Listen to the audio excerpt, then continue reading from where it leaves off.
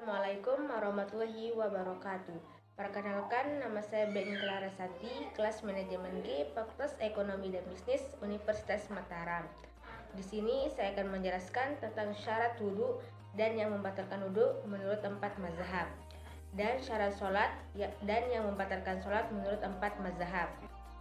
Yang pertama, syarat wudhu. Syarat wudhu dibagi menjadi 5. Yang pertama, Islam. Yang kedua, sudah balik. Yang ketiga, bersih dari haid dan nifas. Yang keempat, memakai air mutlak. Yang kelima, bersih dari sesuatu yang dapat mencegah basuhan air ke kulit.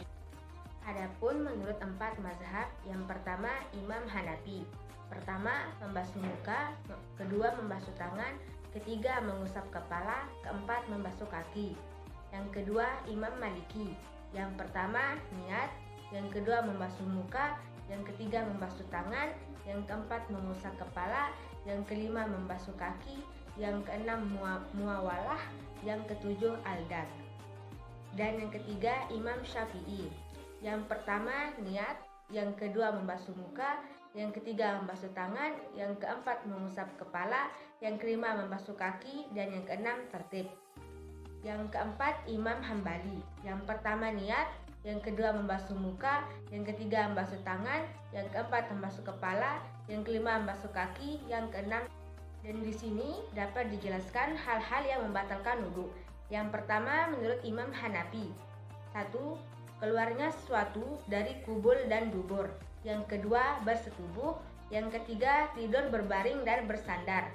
Yang kedua, menurut Imam Maliki.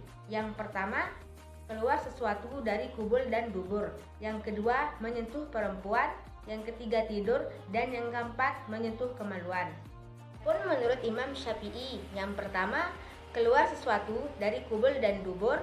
Yang kedua, bersentuhan kulit dengan laki ataupun perempuan yang bukan mahram. Yang ketiga, tidur dalam kondisi yang tidak stabil. Yang keempat, menyentuh kemaluan. Dan menurut Imam Hambali, yang pertama, sesuatu yang keluar dari kubul dan dubur. Yang kedua, menyentuh perempuan. Yang ketiga, tidur. Yang keempat, sesuatu yang keluar tidak melalui dua kemaluan. Yang kelima, makan daging unta. Dan yang keenam, memandikan mayat. Adapun menurut syarat sahnya sholat, yang pertama, bersuci. Yang kedua, suci badan, pakaian, dan tempat dari najis. Yang ketiga, menutup aurat. Yang keempat, mengetahui masuk waktu sholat. Dan yang kelima, menghadap kiblat. Keenam, mengetahui fardunya sholat. Dapat dijelaskan menurut 4 mazhab. Yang pertama, mazhab Hanafi. 1. Takbiratul ihram. 2. Berdiri. 3. Membaca Al-Fatihah. 4. Ruku. 5. Sujud. Dan yang keenam, duduk tasyahud akhir. Dan kedua, menurut mazhab Maliki. Yang pertama, niat. Yang kedua, berdiri. Yang ketiga, takbiratul ihram. Dan yang keempat, berdiri membaca Al-Fatihah. Yang kelima, ruku. Yang keenam, iktidal. Yang ketujuh, sujud. Ke-8, duduk antara dua sujud. Ke-9, duduk tasyahud akhir. Dan ke-10, membaca sholat Nabi. 11, salam. 12, tertib. Dan ketiga, menurut mazhab Syafi'i. Yang pertama, niat. Yang kedua, takbiratul ihram. Yang ketiga, berdiri. Yang keempat, membaca Al-Fatihah. Yang kelima, ruku. Yang keenam, iktidal. Yang ketujuh, sujud. Ke-8, duduk antara dua sujud. 9, duduk tasyahud akhir. 10, membaca tasyahud akhir. 11, membaca sholawat Nabi. 12, salam. 13, tertib. Dan yang keempat, menurut mazhab Hambali. Yang pertama, niat. Yang kedua, berdiri. Yang ketiga, takbiratul ihram. Yang keempat, berdiri membaca Al-Fatihah. Yang kelima, ruku. Yang keenam, iktidal. Yang ketujuh, sujud. Ke-8, sujud antara dua sujud. Yang ke-9, duduk tasyahud akhir. Dan ke-10, membaca sholawat Nabi. 11, salam. 12, tertib. Dan 13, tumaninah. Di sini dapat dijelaskan yang membatalkan sholat menurut 4 mazhab. Yang pertama, mazhab Hanafi. Yang pertama, berbicara dengan sengaja. Yang kedua, banyak bergerak.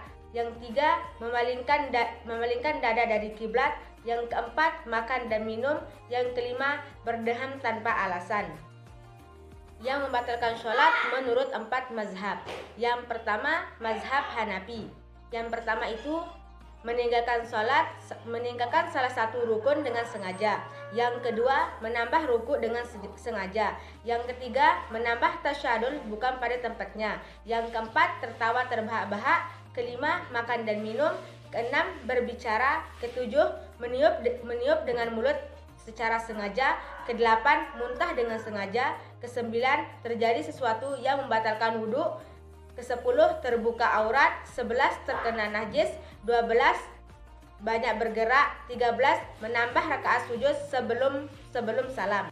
Kedua, menurut mazhab Maliki.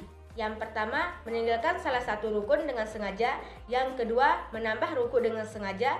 Yang ketiga, menambah tasyahud bukan pada tempatnya. Keempat, tertawa terbahak-bahak. Kelima, makan dan minum. Keenam, berbicara. Ketujuh, meniup mulut dengan sengaja. Kedelapan, muntah dengan sengaja. Kesembilan, terjadi sesuatu yang membatalkan wudhu. Ke-10, terbuka aurat. Ke-11, terkena najis. 12, banyak bergerak. 13, menambah rakaat salat sebelum salam. Adapun yang membatalkan sholat menurut mazhab Syafi'i, karena hadas yang mewajibkan atau mandi, berbicara secara sengaja, menangis, merintih dalam sebagian keadaan, banyak bergerak, ragu-ragu dalam niat, bimbang dalam memutuskan sholat namun tetap meneruskannya, menukar niat sholat fardu dengan fardu lainnya, membuka aurat sedangkan ia mampu menutupkannya, kena najis yang tidak dimanfaatkan kalau tidak segera dibuang, makan dan minum sengaja, mendahulukan rukun fi'li dari yang lainnya. Adapun menurut mazhab Hambali, banyak bergerak, kena najis yang tidak dimanfaatkan, membelakangi kiblat, terjadi sesuatu yang membatalkan wudhu, sengaja membuka aurat, bersandar dengan kuat tanpa alasan, menambah rukun dengan sengaja, mendahulukan sebagian rukun, keliru dalam bacaan yang merubah arti, dan bacaan itu padahal ia mampu memperbaikinya, berniat memutuskan sholat atau bimbang, hal itu ragu-ragu dalam takbiratul ihram, menangis bukan karena takut kepada Allah.